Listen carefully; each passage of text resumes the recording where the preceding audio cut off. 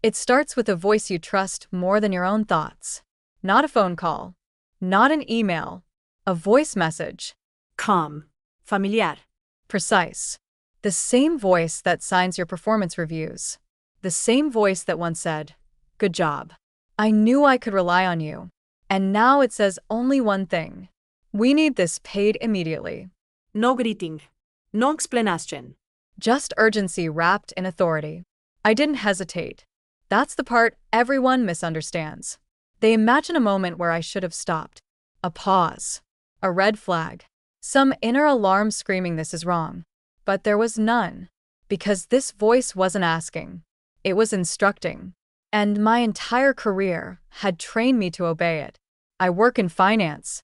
Access is my job. Signatures, approvals, transfers, I don't question them. I execute them. Efficiency is what I'm praised for. Speed is what I'm measured by. Compliance is what keeps me employed. The company likes to call it trust. But trust is just responsibility with consequences. That morning was ordinary. Too ordinary to be dangerous. Coffee cooling beside my laptop. Slack notifications blinking. The quiet confidence that comes from knowing you're competent at what you do.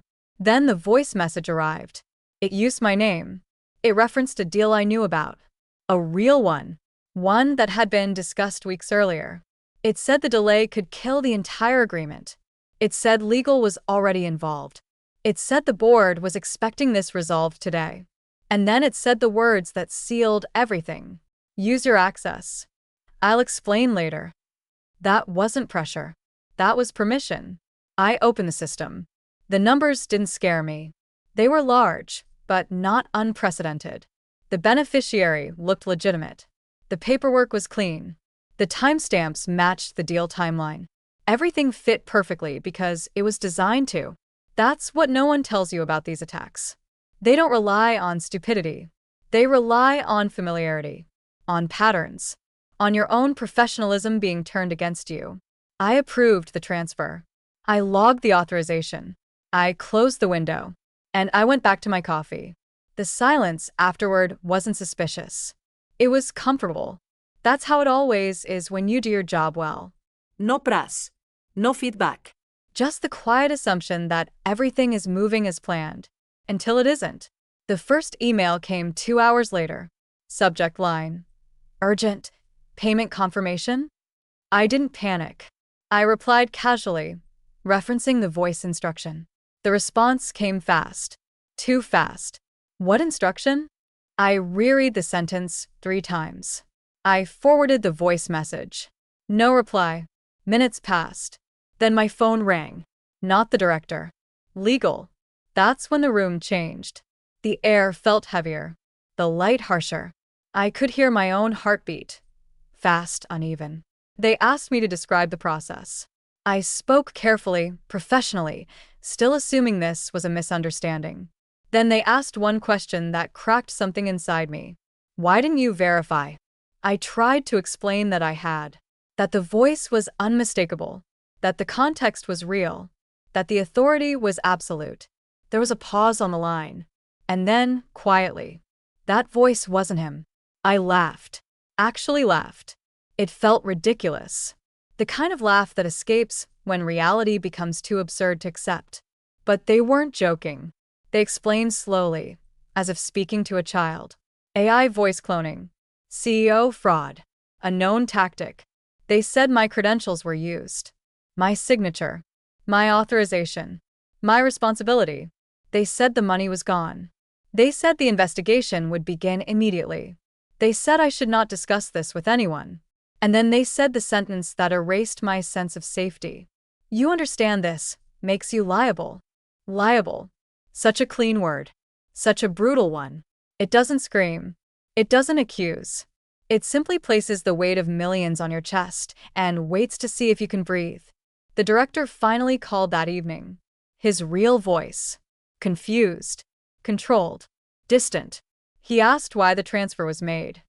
I explained everything again. He didn't interrupt. When I finished, he said, "You should have known." Not angry. Not loud. Just disappointed. That hurt more than shouting ever could. That night, I didn't sleep.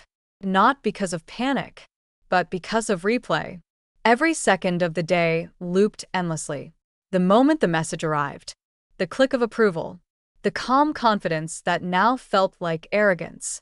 I tried to imagine a version of myself who had stopped, who had asked for confirmation, who had delayed. But that version didn't exist. Because the system didn't reward doubt. It punished it. Over the next days, the language around me changed. No one said my name anymore. I became the incident, the breach, the internal failure. Meetings happened without me. Emails stopped including me. People looked at me differently, cautiously, as if guilt were contagious. I wasn't fired. Not immediately. That would have been cleaner. Instead, I was suspended in uncertainty. Investigations. Audits. Compliance reviews.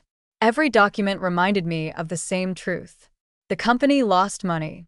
And I was the point where it left. Friends tried to reassure me. They said it wasn't my fault. That anyone could have fallen for it. That the technology was sophisticated. But their words didn't reach where the damage lived. Because responsibility doesn't care about explanations. It only cares about signatures. And mine was there. I stopped answering messages. I avoided mirrors. Sleep came in fragments, short, shallow, crowded with dreams where phones kept ringing, and I could never find the right button to stop them. Fear became physical, a tightness in my chest, a constant buzzing under my skin. I started rehearsing explanations no one asked for, practicing apologies that would never be enough. Weeks passed. Then HR called. Formal, neutral.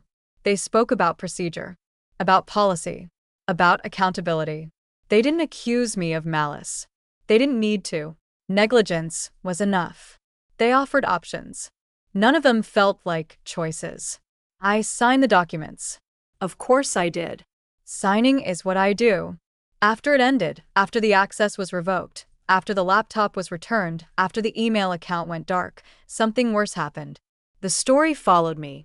Background checks. Interviews. Subtle pauses when my previous role came up. No one said it outright. But they all knew. And knowledge changes tone. I used to believe AI was a tool. Efficient. Neutral. Now I know it's a mirror. It doesn't invent trust. It steals it. It doesn't break systems. It uses them exactly as designed. Sometimes I replay the voice message. I shouldn't, but I do. Because part of me still listens for something wrong. Some crack. Some artificial edge. There isn't one. That's the most terrifying part. I wasn't hacked. I was convinced. I wasn't careless. I was confident. I wasn't tricked by a machine. I was betrayed by familiarity. If you're listening to this thinking, I would have known. That's what I thought too. That confidence? That's what they use. And by the time you realize it, the transfer is complete, the money is gone, and the blame has already chosen its home. So here's the truth I learned too late. When a voice tells you to hurry, when authority demands silence, when urgency replaces verification, it's not leadership, it's a trap. And once it closes, it doesn't matter that the voice wasn't real, because the consequences are. And the scariest part? The AI didn't ruin my career. I did, by trusting the voice I was trained never to question. And that's exactly why it worked. If this story made you uncomfortable, good. It means you're paying attention. Because the next voice message might not come to me. It might come to you. And it will sound perfect.